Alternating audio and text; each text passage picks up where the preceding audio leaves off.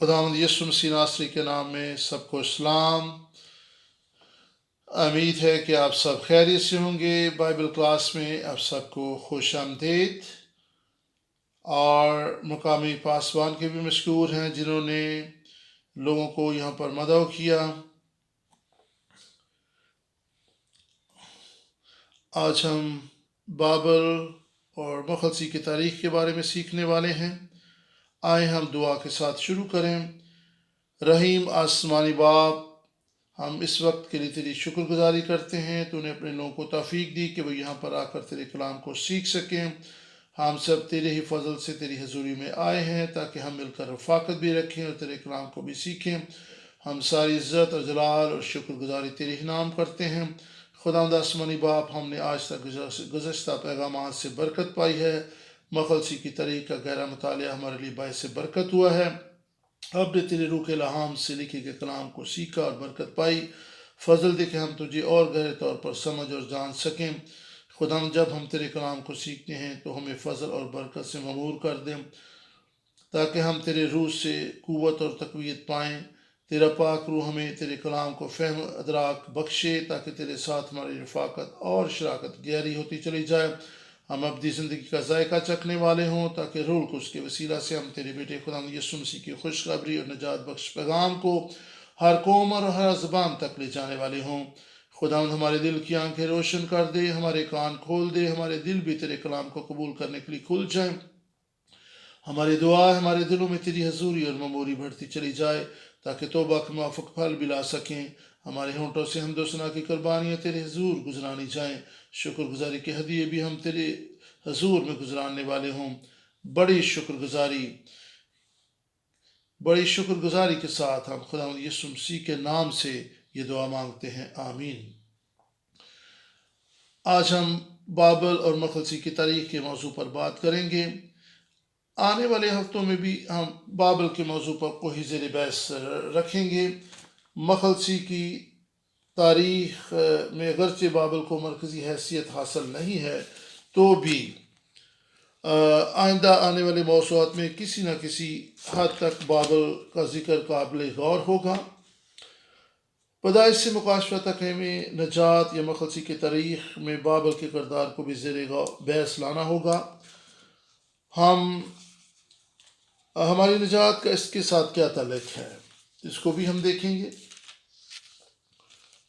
اور آج بابل اور مخلصی کے تاریخ کے موضوع پر ہمارا پہلا لیکچر ہے۔ اس کے علاوہ ذیلی عنوانات میں بابل اور نسب نامہ، ہم پیدائش 5 باب کی پہلی آیت سے بھی ایک حوالہ پڑھنے جا رہے ہیں۔ آج ہم پیدائش کی کتاب میں سے ایک حوالہ پڑھیں گے، اور بابل اور مخلصی کی تاریخ میں نسب نامے یہ موضوع ہے ہمارا، اور پیدائش 5 باب میں لکھا ہے۔ یہ آدم کا نسب نامہ ہے۔ جس دن خدا نے آدم کو پیدا کیا تو اسے اپنی شبیہ اور صورت پر بنایا، اور خدا کا کلام ہمیں بتاتا ہے کہ خدا نے آدم کو خلق کیا، اس کو اپنی صورت اور شبیہ پر بنایا۔ مجھے کبھی یقین ہے کہ جب آدم نے نیک و بد کی پہچان کے درخت میں سے کھا لیا ہوگا تو خدا یقیناً افسردہ ہوا ہوگا، کیونکہ خدا نے اسے اپنے لیے بنایا تھا لیکن وہ کسی اور کی حکمرانی میں چلا گیا۔ پیدائش 5 باب پہلی آیت میں ابتدائی تعارف پر ہی زور دینا چاہوں گا۔ ہم پیدائش کی کتاب سے پڑھنے والے ہیں، جس طرح کہ ہم ایک حوالہ پڑھ بھی چکے ہیں، اور یہاں پر نسب نامے کے تعلق سے یہاں پہ ہمیں نظر آتا ہے۔ 5 باب میں نسب نامہ آگے بڑھتا ہوا دکھائی دیتا ہے۔ پیدائش کی کتاب اصل میں نسب نامہ کی کتاب ہے۔ اس میں نسب ناموں کا ذکر ہے۔ یہاں پر ہمیں آدم سے ابراہیم کے والدین کی تاریخ دیکھنے کو ملتی ہے، اور پھر ملک مصر میں خدا کے لوگوں کا داخلہ بھی اس کتاب میں دیکھنے کو ملتا ہے۔ پس ابراہیم اور اسحاق، یعقوب، یوسف، مشعل کے عہد میں یوسف چوتھی پشت میں تھا۔ یہ نجات دہندہ کی تصویر ہے۔ اس نے ملک مصر جانے سے اپنے خاندان کو قحط سے بچا لیا تاکہ وہ خوشحال ہو جائیں۔ اس طرح سے پیدائش کی کتاب کا آغاز اور نسب نامہ پر اختتام ہوتا ہے۔ ان سب باتوں کا بائبل سے کیا لینا دینا ہے؟ ہم کس طرح سے پشتوں یا نسب نامہ جو کہ ہمیں بائبل مقدس کی پہلی کتاب میں دیکھنے کو ملتا ہے کہ تفصیل میں بابل کا مطالعہ کر کے اسے سمجھ سکتے ہیں۔ آپ اسے مختصر وقت میں دیکھیں اور سمجھیں گے۔ اور پیدائش 14 باب 19 آیت میں بھی آپ دیکھ سکتے ہیں، اور آدم اپنی بیوی کے پاس گیا اور وہ حاملہ ہوئی اور اس سے اس کے ایک بیٹا پیدا ہوا۔ اس حوالہ کو بھی ہم دیکھ سکتے ہیں۔ 14 باب 19 آیت میں خدا کا کلام بیان کرتا ہے، اور یہاں پہ لکھا ہے، اور اس نے اس کو برکت دے کر کہا کہ خدا تعالیٰ کی طرف سے جو آسمان اور زمین کا مالک ہے، ابراہیم مبارک ہو۔ اور اس کے ساتھ پیدائش 4 باب اور 1 آیت کو بھی ہم پڑھیں گے۔ خدا کے کلام میں لکھا ہے، اور پیدائش 4 باب کی پہلی آیت بیان کرتی ہے، اور آدم اپنی بیوی کے پاس گیا اور وہ حاملہ ہوئی اور اس کے قائن پیدا ہوا، تب اس نے کہا مجھے خداوند سے ایک مرد ملا۔ اور پھر پیدائش 14 باب 19 آیت میں ہم دیکھ سکتے ہیں کہ خدا نے ابراہیم کو برکت دی، اور یہاں پہ خدا کے کلام میں لکھا ہے، اور اس نے اس کو برکت دے کر کہا کہ خدا تعالیٰ کی طرف سے جو آسمان اور زمین کا مالک ہے، ابراہیم مبارک ہو، اور مبارک ہے خدا تعالیٰ جس نے تیرے دشمنوں کو تیرے ہاتھ میں کر دیا۔ تب ابراہیم نے سب کا 10واں حصہ اس کو دیا۔ اور جب حوا نے اپنے بیٹے کو جنم دیا تو اس نے اقرار کیا کہ مجھے خداوند کی طرف سے ایک مرد ملا ہے، اور حوا یہ اقرار کر رہی تھی یہ خداوند کی مدد سے ہی، اس کے فضل ہی سے ممکن ہوا ہے کہ اسے ایک مرد ملا ہے، یعنی اس کے ہاں ایک بیٹا پیدا ہوا ہے۔ پس مالک سے مراد آسمان اور زمین کا خدا ہے۔ اس کا معنی ہے کہ خدا ہی ہر چیز کا خالق اور مالک ہے، خدا ہی ہر چیز پر اختیار رکھتا ہے۔ ہم اپنی طاقت سے سب کچھ حاصل نہیں کر پاتے، بلکہ سبھی کچھ خدا ہی سے ملتا ہے۔ پس جب حوا نے بیٹے کو جنم دیا، اس نے اس بات کا اقرار کیا۔ اگر آپ پیدائش کی کتاب کے 3 باب میں سے دیکھیں، جب آدم اور حوا نے نیک و بد کی پہچان کے پھل میں سے کھا لیا، یہ حقیقی گناہ ہے۔ خدا نے اپنے کلام کی نافرمانی کے وجہ سے سزا دی تو درد سے بچے جانے گی۔ اس نے براہ راست عورت سے یہ بات نہ کہی۔ اگر پیدائش 3 باب پر نظر کریں اور اس کی 14 آیت کو اگر آپ دیکھیں، 3 باب کی 14 آیت میں خدا کا کلام بیان کرتا ہے، خدا کے کلام میں لکھا ہے، اور خداوند نے سانپ سے کہا اس لیے کہ تو نے یہ سب کیا، تو سب دستی جانوروں میں مالعون ٹھہرا، تو اپنے پیٹ کے بال چلے گا اور اپنی عمر پر خاک چاٹے گا۔ یہاں پر دیکھیں، پہلے سانپ پر لعنت کی گئی، اور پھر 15ویں آیت، اور میں تیرے اور عورت کے درمیان اور تیری نسل اور عورت کی نسل کے درمیان عداوت ڈالوں گا، وہ تیرے سر کو کچلے گا اور تو اس کی ایڑی پر کاٹے گا۔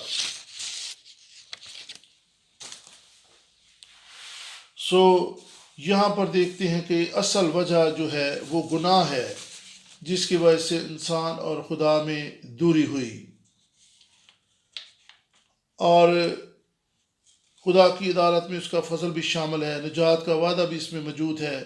اور پیدائش 15 باب اور 3 آیت کو اگر آپ دیکھیں تو وہاں پر بھی آپ کو خدا کا فضل آپ کو دیکھنے کو ملے گا، کہ جب خدا نے ابراہیم سے وعدہ کیا تو اس نے اس کو برکت دی، اور خدا کے کلام میں لکھا ہے 15 باب کی 3 آیت سے اگر آپ پڑھیں تو خدا نے جب ابراہیم سے اسحاق کا وعدہ کیا تو خدا کے کلام میں لکھا ہے خدا ان پر ایمان لایا، ابراہیم خدا پر ایمان لایا، اور اس نے اس کے حق میں راستہ بازی گنا۔ پس جو ایمان لاتے ہیں وہ ابراہیم کی نسل میں شامل ہوتے ہیں۔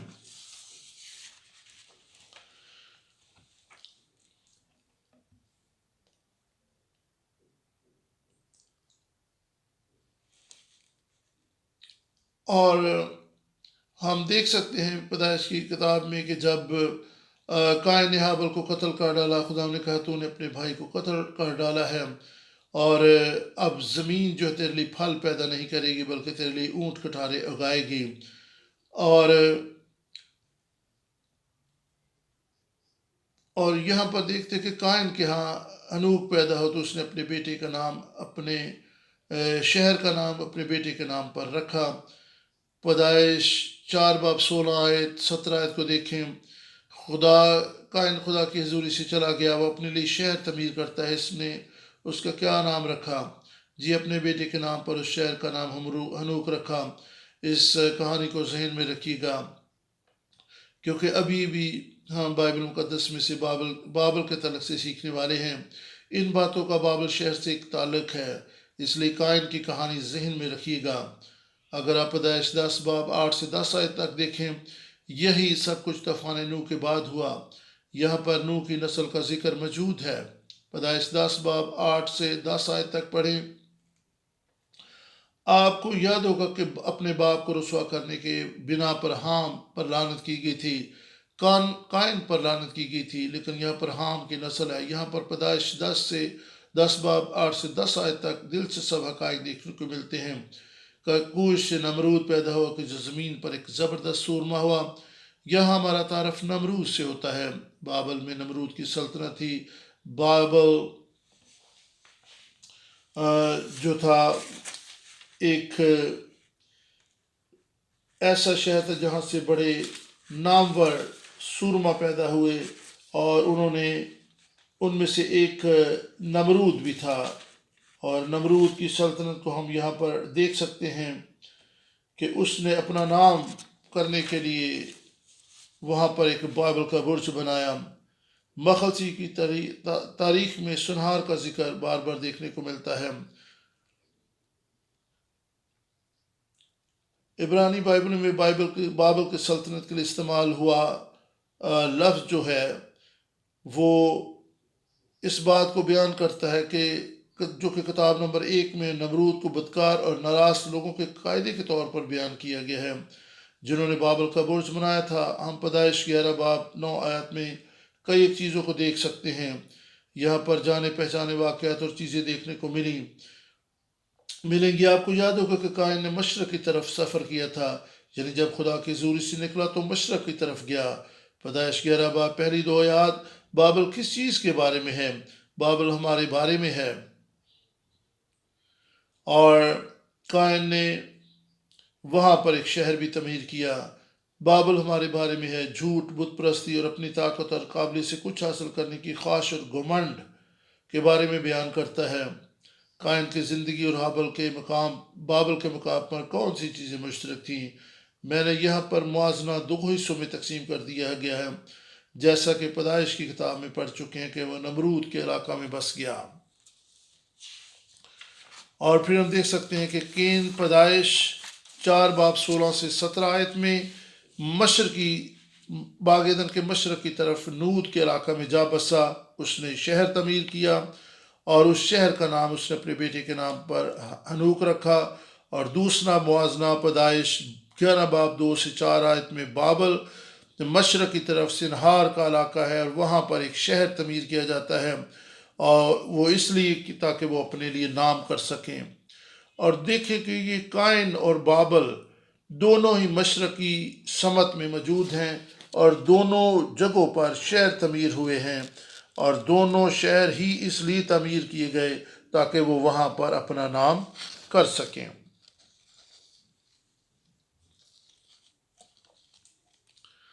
اور یہاں پر آپ دیکھ سکتے ہیں کہ یہ دونوں شہر اس لیے بنائے گئے تاکہ وہ وہاں سے تتر بتر نہ ہو جائیں، اور وہاں پر انہوں نے اپنے نام کے لیے کام کیا بلکہ نہ کہ خدا کے جلال کے لیے کچھ ایسا کام کیا.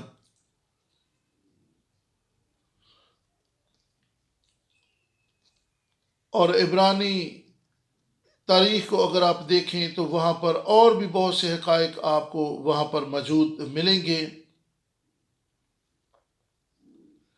اور انہوں نے خدا کی مخالفت کی اور خدا کے خلاف کچھ بنانا شروع کیا اور خدا کو جلال نہ دیا بلکہ اپنا نام انہوں نے وہاں پر کیا.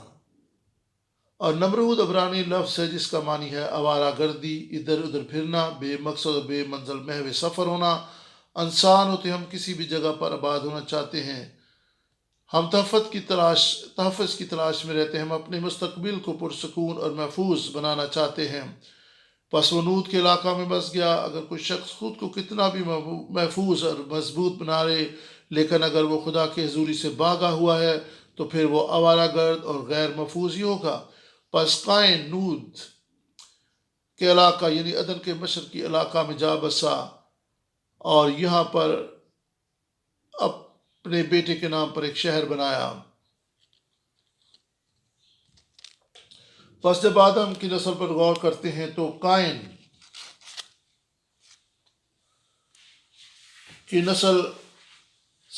اور سیت کی نسل ہمارے سامنے ہے۔ ہم قائن کی نسل پر غور کرتے ہیں، یہ وہ نسل تھی جو خدا کی حضوری سے فرار ہو گئی۔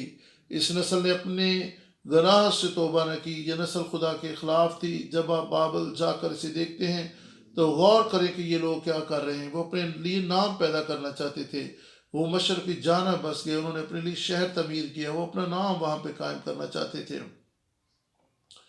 یہ خدا کے خلاف گناہ، خدا پر توکل نہ کرنے اور من چاہے زندگی بسر کرنے کو پیش کرتا ہے۔ ان دونوں کہانیوں میں یعنی بابل اور قائن کے واقعات میں ہم دیکھ سکتے ہیں کہ یہاں پر خدا کی مخالفت، نافرمانی اور ناراستی کے کام دیکھنے کو ملتے ہیں۔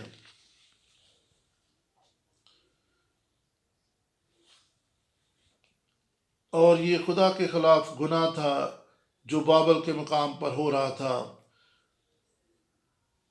کیونکہ وہ اپنا نام اور مقام بنانے کے چکر میں تھے۔ خدا کے نام کو سر بلند کرنے کی بجائے یہ اپنے آپ کو جلال دینے کی عکاسی ہے۔ جہاں خدا آپ کو لے جائے وہاں جائیں، یہ خدا کی حضوری سے دور جا کر کہیں بھی آباد نہ ہوں، اپنے طور پر کوئی قدم نہ اٹھائیں۔ ہم قائن کے گناہ آلودہ زندگی میں یہ سب کچھ دیکھ سکتے ہیں۔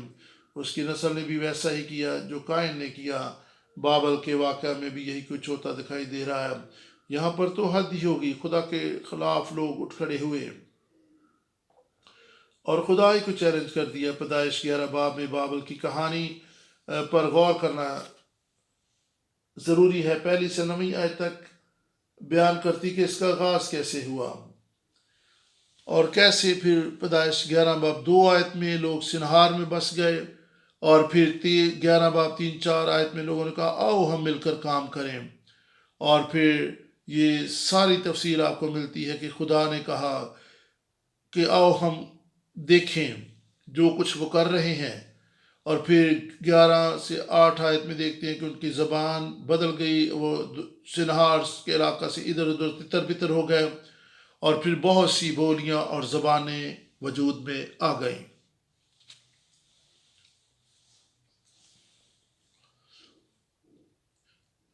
کیونکہ لوگوں نے کہا اپنے لیے شہر اور نام بنائیں۔ یہاں پر خدا از خود نیچے اترا ہے، اس نے کام کیا کیونکہ وہی آسمان اور زمین کا مالک ہے، وہی حق تعالیٰ ہے، خدا ہی ہر شے پر حق میں اعلیٰ ہے۔ جب خدا نیچے اترا ہے تو انسان کا سارا منصوبہ دھرے کا دھرا رہ گیا۔ سارا جلال خدا ان کے لیے ہے، انسان اپنے آپ کو جلال نہیں دے سکتا۔ بابل کا نام ذہن میں آتے یاد کریں کہ لوگ خدا کی حضوری کے سبب سے بھاگ گئے، وہ زمین پر تتر بتر ہو گئے، لیکن وہ تو اس جگہ پر اپنا نام اور مقام پیدا کرنا چاہتے تھے۔ انہوں نے خدا کو اس جگہ پر چیلنج کیا تھا۔ ہر جگہ جہاں پہ اپنے نام کو سربلند کیا جاتا ہے لوگ ذلت اور رسوائی کے شکار ہوتے ہیں۔ وہ زمین پر تتر بتر ہو گئے، اور یاد رکھیں کہ وہی حاکم مطلق ہے، وہی سب کچھ ہے اور سب میں ہے۔ ہم اس کے سامنے جھک جائیں، اپنے آپ کو خالی کریں اور اس بات کا اعتراف کریں کہ خداوند ہی خدا ہے، وہی آسمان اور زمین کا خالق ہے۔ زبور 33 ضرور بعد میں وقت نکال کر پڑھیں، زبور 33 10 11 اور 12 آیت۔ لیکن یہاں پہ آئیں زبور 33 کی 10 آیت کو ہم مل کر پڑھتے ہیں۔ باقی زبور جب بھی آپ کو وقت ملے اس کو ضرور آپ تفصیلاً سے پڑھیں، اور آئیں میرے ساتھ نکالیں زبور 33 اور اس کی 10ویں آیت کو ہم پڑھیں گے۔ خدا کے کلام میں یہاں پر یوں مرقوم ہے، زبور 33 اور اس کی 10 آیت بیان کرتی ہے، خداوند قوموں کی مشورت کو باطل کر دیتا ہے، وہ امتوں کے منصوبوں کو ناچیز بنا دیتا ہے۔ سو بابل کے مقام پر امتوں کا منصوبہ جو باطل ہو گیا، وہ لوگ وہاں سے تتر بتر ہو گئے، کیونکہ خداوند قوی اور قادر ہے، اور جو اس کے خلاف ہوتے ہیں وہ ان کو پراگندہ کرنے کی قدرت رکھتا ہے۔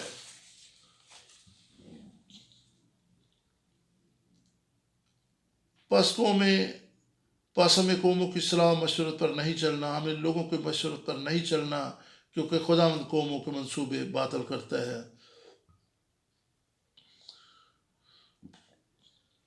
وہی قوم جو خداوند پر توکل اور بھروسہ کرتی ہے، مبارک ہے وہ خاندان اور پشتیں جن کا توکل خداوند پر ہے، وہی مبارک ٹھہریں گے۔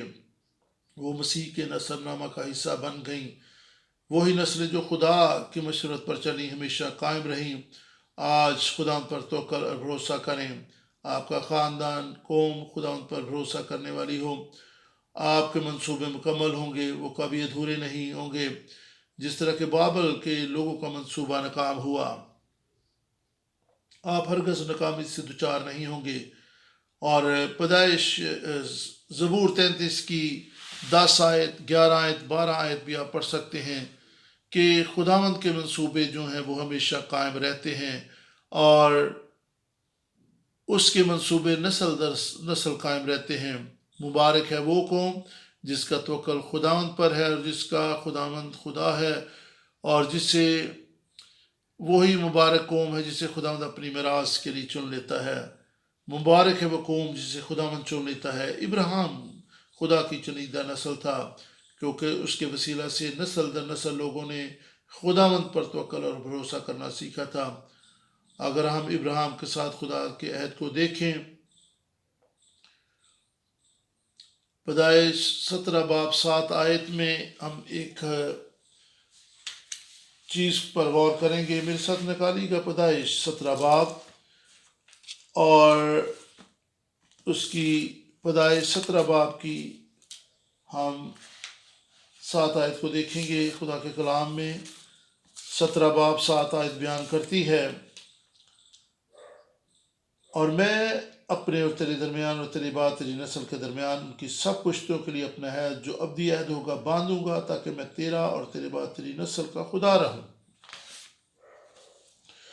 خداوند کا عہد جو ہے وہ نسل در نسل آگے بڑھتا ہے، اور خدا نے ابراہیم کے ساتھ جو عہد باندھا وہ نسل در نسل ایمانداروں کے ساتھ بھی ہے، جو آگے بڑھتا رہتا ہے۔ جو وعدہ خدا سے کیا گیا تھا اس پر ہم آئندہ بات کریں گے۔ ابراہیم کو بابل کی سرزمین سے بلایا گیا تھا، ہم ذہن میں رکھیں کہ اس پر آئندہ غور کریں گے۔ ابراہیم کے ساتھ خدا کا ابدی عہد تھا، خدا نے یہ عہد ابراہیم کے ساتھ باندھا تھا۔ بابل میں جو کچھ ہوا یعنی بت پرستی، ابراہیم اس سے الگ ہی رہا، وہیں سے خدا نے اسے اپنے لیے بلا لیا۔ خدا کا منصوبہ، اس کی مشورت اس کی زندگی میں کام کرنے لگی، اور مخلصی کے طریق میں خدا کی مرضی اس کے وسیلہ سے آگے بڑھنے لگی۔ یہ وعدہ شدہ نسل یہ وعدہ شدہ نسل سے متضاد ہے۔ وعدہ شدہ نسل جس میں خدا کا عہد شامل تھا، قائن کی نسل، اور کوئی بھی شخص جو خدا کی مشورت کے خلاف چلتا ہے ختم ہو کر رہ جاتا ہے۔ یہی کچھ تو بابل میں ہو رہا تھا۔ اور پھر پیدائش 18 باب اور اس کی 19 آیت کو بھی ہم 18 باب اور 18 اور 19 آیت دو آیات ہم پڑھیں گے۔ خدا کے کلام میں لکھا ہے، اور ابراہیم سے تو یقیناً ایک بڑی اور زبردست قوم پیدا ہوگی، اور زمین کی سب قومیں اس کے وسیلہ سے برکت پائیں گی۔ اور 19ویں آیت، کیونکہ میں جانتا ہوں کہ اپنے بیٹوں اور اپنے گھرانے کو جو اس کے پیچھے رہ جائیں گے وصیت کرے گا کہ وہ خداوند کی راہ میں قائم رہ کر عدل اور انصاف کرے، تاکہ جو کچھ خداوند نے ابراہیم کے حق میں فرمایا ہے اسے پورا کرے۔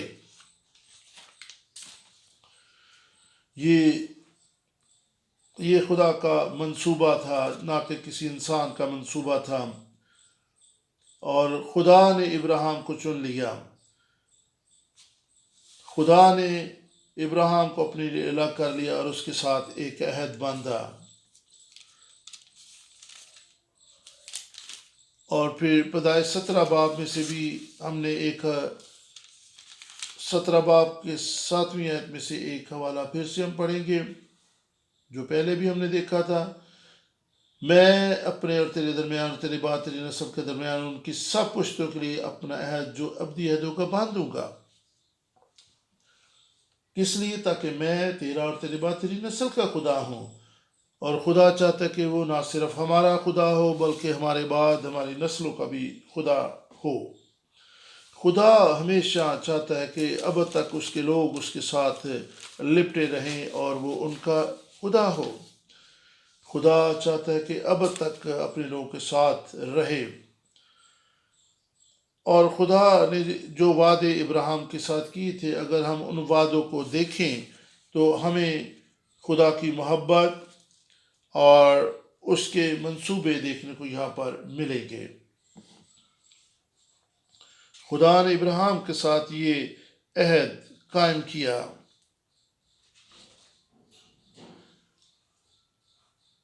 اور خدا نے ابراہیم کی بابل کی بت پرستی اور ناپاکی اور ناراست کاموں سے ابراہیم کو اپنے لیے الگ کر لیا۔ خدا نے اسے بابل کے مقام سے بلا لیا۔ وہ ایک سفر طے کر کے ایبلا کی سلطنت میں چلا گیا، لیکن کچھ لوگوں نے بابل کے برج کی تعمیر میں حصہ لیا۔ ابر کا بیٹا یقتان، اس کے تعلق سے کیا لکھا ہے؟ یہ یقتان کی سرزمین کا حاصل ہے۔ ان کی آبادیاں میسا سے سنہار کی طرف پھیلی ہوئی تھیں، جو کہ مشرق کی طرف ایک پہاڑی علاقہ ہے۔ وہ بھی مشرق کی سمت میں تھے، لیکن جہاں تک ان کی آبادیوں یا رہائش کی بات ہے وہ قائن سے بہت ہی مختلف تھیں۔ یہ بابل کے برج کی صورتحال سے الگ ہی تھے، کیونکہ یہ سنہار کی طرف تھے۔ آج آپ جس مقام پر کھڑے ہیں، آپ کو اس مقام پر جانے کی ضرورت ہے جہاں پر خداوند موجود ہے، نہ کہ بابل موجود ہے۔ یہوہ شامہ، پس یقتان اور اس کا گھرانہ سنہار کی طرف چلے گئے۔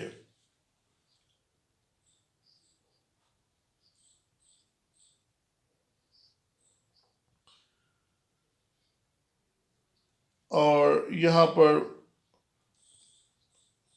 پیدائش 10 باب اور اس کی 25 سے 30 آیت کو ہم دیکھ سکتے ہیں، اور خدا کے کلام میں لکھا ہے،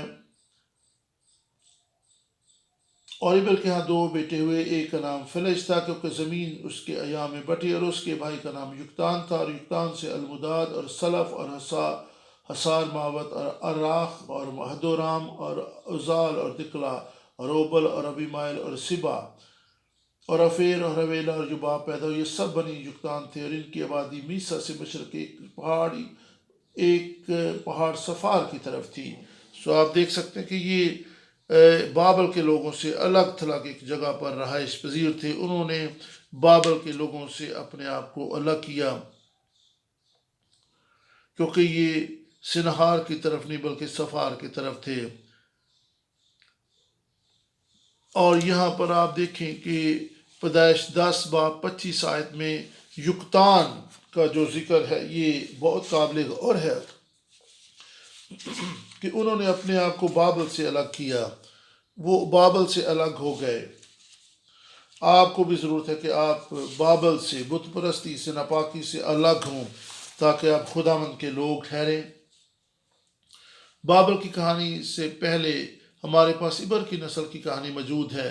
وہ بابل کی طرف نہ گئے بلکہ وہ ملک سنہار کی طرف نہ گئے، وہ صفار کی طرف گئے، وہ اس برے منصوبے کا حصہ نہ بنے۔ اگرچہ یقتان کی نسل کا تفصیلی حال بائبل مقدس میں بیان نہیں، بلکہ اس نسل نامہ سے ہی ہمیں اس کا پتہ چلتا ہے، لیکن پھر بھی ان کا نام اس نسل نامے میں موجود ہے کیونکہ وہ برے منصوبے کا حصہ نہ بنے۔ وہ صفار کی طرف گئے، نہ کہ سنہار کی طرف۔ آپ کس طرف سفر کر رہے ہیں؟ آپ کا رجحان کس طرف ہے؟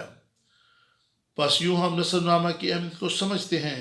وہ لوگ جنہوں نے خدا کو چیلنج کیا، اور وہ لوگ جنہیں خدا نے اپنے منصوبے کی تکمیل کے لیے چن لیا، یہ سب کچھ نسل ناموں سے پتہ چلتا ہے۔ وہ لوگ جنہوں نے بابل کے برج کی تعمیر کی، یعنی اس منصوبے میں حصہ لیا جو خدا کی مرضی کے خلاف تھا، وہ مسیح کے نسب نامہ میں شامل نہ ہو سکے۔ وہ لوگ جن کے نام کتاب حیات میں درج کیے جائیں گے یا کیے جا چکے ہیں، وہی ہیں جو مسیح کے نسب نامہ میں شامل ہیں، وہی خدا کی بادشاہی یا کتاب حیات میں اپنا نام لکھوا سکیں گے۔ پس نئے یروشلم یا حزقیل کے ہیکل میں داخلے کے لیے ہمارا اندراج کتاب حیات میں ہونا لازمی ہے۔ لازم ہے کہ ہم مسیح کے نسب نامہ میں شامل ہوں، ہم مسیح سے پیدا ہوں، ہم اس کا کلام قبول کرنے سے اس میں پیدا ہو سکتے ہیں، ہم اپنے گناہوں کا اقرار کر کے مسیح کی خوشخبری کو قبول کرنے اور خدا کی ذات اقدس پر ایمان لانے سے کتاب حیات پہ اپنا نام لکھوا سکتے ہیں۔ خدا یسوع مسیح خدا باپ کی طرف سے آیا، اس نے یعنی کلام نے جسم اختیار کیا، وہی ہمارا درمیانی اور شافی ہے، وہی ہمارے پاس ہمیں خدا کے پاس لانے کا وسیلہ بنا۔ اگر آپ خدا یسوع مسیح کو جانتے ہیں کہ وہ کون ہے اور اس کا بیٹا یسوع کون ہے، تو پھر سمجھ لیں کہ نسب نامے کا مطالعہ کا یہی مقصد ہے۔ بابل کے برج کی تعمیر کرنے والے کا کیا انجام ہوا؟ پس لازم ہے کہ ہم ایسے کاموں سے گریز اور پرہیز کریں جو خدا کے کلام کے خلاف ہیں، جو خدا کے خلاف بغاوت کی طرف لے جاتے ہیں۔ متی پہلا باب پہلی آیت میں ہمیں مسیح کا نسب نامہ ملتا ہے، اور یہاں پر مسیح کے نسب نامہ میں ابن داؤد اور ابراہیم کا ذکر یہاں پر موجود ہے۔ اور پھر اگر آپ مکاشفہ 3 باب دیکھیں تو وہاں پر لکھا ہے کہ جو غالب آئیں گے، وہاں پہ مکاشفہ 3 باب 5 آیت میں لکھا ہے جو غالب آئیں گے وہ سفید لباس ان کو دیا جائے گا اور ان کا نام کتاب حیات سے کبھی مٹایا نہیں جائے گا، بلکہ خدا یسوع مسیح نے کہا کہ میں اس کے نام کا اقرار باپ کے سامنے کروں گا۔ اور پھر مکاشفہ 21 باب 27 آیت کو دیکھیں کہ کوئی بھی ناپاک چیز جو ہے وہ خدا کی ہیکل میں کوئی مکروہ چیز داخل نہ ہو پائے گی، اور نہ وہ جو جھوٹ بولتے ہیں، بلکہ وہی جن کے نام برہ کی کتاب میں لکھے ہوئے ہیں وہ خدا کی بادشاہی میں داخل ہوں گے۔ خدا ان کی شکر گزاری کرتے ہیں کہ خدا یسوع مسیح کے وسیلہ سے خدا کی حضوری میں جانے کی راہ ہموار ہو چکی ہے، اور جب آپ خدا کی ذات اقدس کو سمجھتے اور جانتے ہیں تو تب ہی ہم کتاب حیات میں اپنا نام لکھوا سکتے ہیں۔ اگر آپ یسوع مسیح کو جانتے ہیں، اگر آپ یسوع مسیح کے صلیب پر کیے گئے کام کو جانتے ہیں تو پھر آپ نجات پا سکتے ہیں، پھر آپ مخلصی کی ان باتوں کو سمجھ سکتے ہیں، ورنہ یہ لیکچر آپ کے لیے بے معنی ہے۔ اور جانے کہ یسوع مسیح ہی واحد ایسا وسیلہ ہے جس کے وسیلہ سے آپ خدا کی بادشاہی میں جا سکتے ہیں۔ اور آج کے کلام کا اسٹڈی کا حاصل کلام یہ ہے۔ آپ سب کا شکریہ کہ آپ سب نے آ کر خدا کے کلام کو سیکھا۔ ہم بابل کے موضوع پر مزید سیکھنا جاری رکھیں گے، ہم بابل سے خدا کے عہد اور مخلصی کی تاریخ کے بارے میں بھی سیکھیں گے۔ تو مجھے امید ہے اور میری یہ دعا کہ ہم سب آدم کی نسل، سم اور ابر کی نسل جیسے لوگوں کی مانند ہوں، ہم یکتان کے گھرانے جیسے بن جائیں جو بابل کی طرف نہ گیا، ہم مسیح کو پہچانیں، ہم خدا باپ کو جانے، روح القدس کی رہنمائی میں خدا کے کلام کو سمجھیں اور اسے قبول کریں تاکہ ہم کتاب حیات میں اپنا نام لکھوا سکیں۔ خدا ان کی شکر گزاری آج کے کلام کے لیے کہ ہم نے مختلف پشتوں کا حال دیکھا جو ناپاکی اور مکروہات سے الگ رہے اور وہ خدا کے نسب نامہ کا حصہ بن گئے۔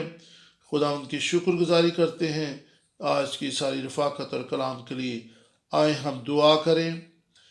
خداوند تیری شکر گزاری کہ اگرچہ ہم روحانی طور پر بابل کی سرزمین پر تھے، تو نے ہمیں اپنے پاس اپنی بادشاہی میں بلا لیا، تو نے موقع دیا کہ ہم تیرے پاک شہر کی طرف محو سفر ہو سکیں، تو نے ہمیں سفار کی طرف جانے کی اجازت دی تاکہ ہمارا نام زندگی کی کتاب میں درج ہو سکے۔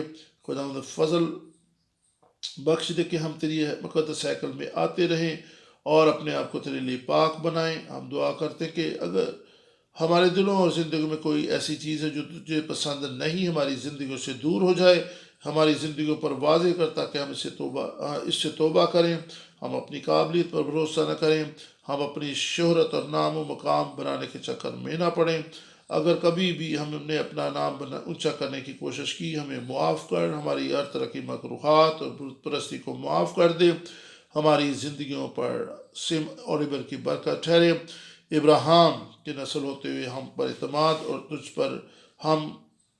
تجھ پر اعتماد اور بھروسہ رکھیں، ہماری نظریں تیری طرف لگے رہیں، ہم اپنے شہر کی طرف نہیں تیرے شہر کی طرف دیکھیں، یسوع کے نام میں آمین۔ اے ہمارے باپ تو جو آسمان پہ ہے، تیرا نام پاک مانا جائے، تیری بادشاہی آئے، تیری مرضی جس طرح آسمان پر پوری ہوتی ہے زمین پر بھی ہو۔